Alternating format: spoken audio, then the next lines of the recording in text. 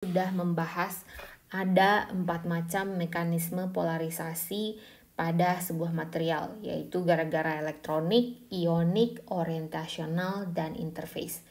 Tadi kita melihat kontribusi dari masing-masing mekanisme ini secara terpisah-pisah. Kita melihatnya secara mikro. Ya. Sekarang kita akan melihat secara makro.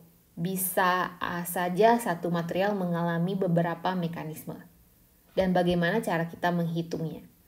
Di sini diingatkan lagi bahwa polarizations, ya, P besar, ya, adalah total dipole moment, ya, induced polarisasi, ya, P kecil, total dipole moment dibagi volume. Dan dalam definisi lain, P adalah kappa E dikali epsilon 0 dikali E. Sedangkan hubungan antara konstanta dielektrik dan susceptibility adalah ini. Sekarang kita lihat lagi electronic polarizations. Ya. Ketika terjadi polarisasi, kita ulang lagi sedikit. Ketika terjadi polarisasi, ada 2 gaya yang bekerja pada atom tersebut. Elektron dan inti atom, ya.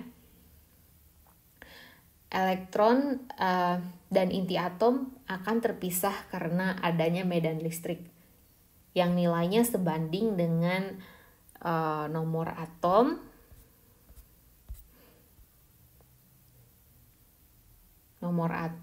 atau Z dikali muatan elektron E dan dikali medan listrik ini. Jadi ingat sebelumnya electronic polarizations tergantung dari banyaknya elektron di atom tersebut. Kemudian ada gaya kedua adalah gaya yang berlawanan dari sebelumnya, yaitu Coulombic attractions antara elektron dan inti atom yang besarnya diberikan dengan konstanta beta dan X. Ya. Jadi ini adalah 2 gaya yang bekerja pada pusat massa positif dan negatif saat terjadi polarisasi.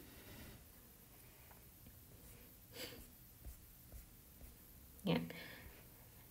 X dalam fungsi waktu dapat dinyatakan, ya, X itu besarnya perpindahannya itu dalam fungsi waktu itu dapat dinyatakan dengan persamaan sebagai berikut. Di mana omega 0 adalah frekuensi osilasi dari pusat massa elektron dan inti atom. Semoga masih ingat kalau elektron itu dia tidak di tempat.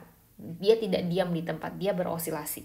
Besaran osilasi frekuensi ini adalah akar dari konstanta beta dibagi nomor atom dikali massa elektron.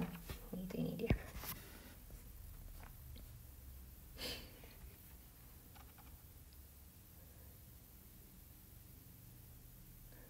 Setelah dilakukan penurunan rumus yang tujuannya untuk menghilangkan konstanta beta dari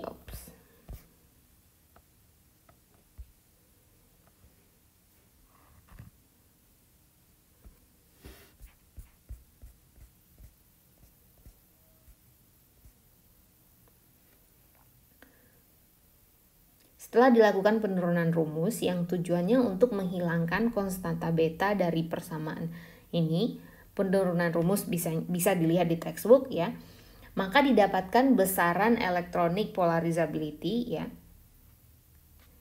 Ini adalah besaran dari electronic polarizability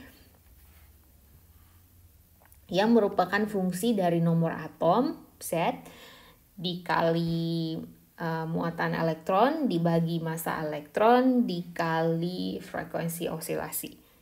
Jadi yang perlu Anda ingat di sini adalah ini, ya. Besaran electronic polarizability itu tergantung dari nomor atom, muatan elektron, massa elektron, dan frekuensi osilasi, ya. Yang didapat dari 2 gaya yang bekerja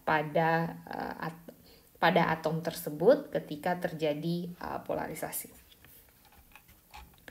Di gambar ini juga diperlihatkan bahwa dipole moment pada skala mikro adalah besarnya electronic polarizability, ya, ini dia electronic polarizability dikali medan listrik lokal yang dialami oleh atom tersebut.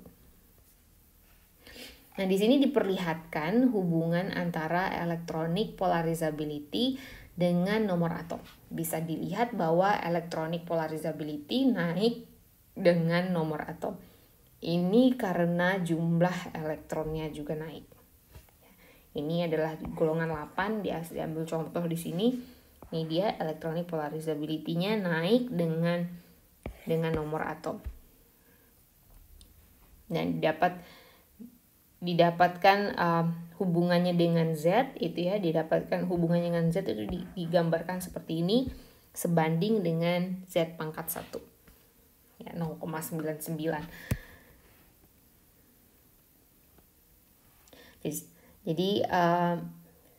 Jadi polarizability ini adalah kemampuan untuk terpolarisasi. Kalau angkanya besar berarti tendensi untuk terpolarisasinya juga besar. Di sini diperlihatkan bahwa untuk satu unsur satu golongan, ya ini adalah unsur golongan 8, frekuensi resonansinya tidak terlalu bergantung dengan nilai Z. Jadi di sini dilihatkan ketergantungan electronic polarizability dengan nomor atom.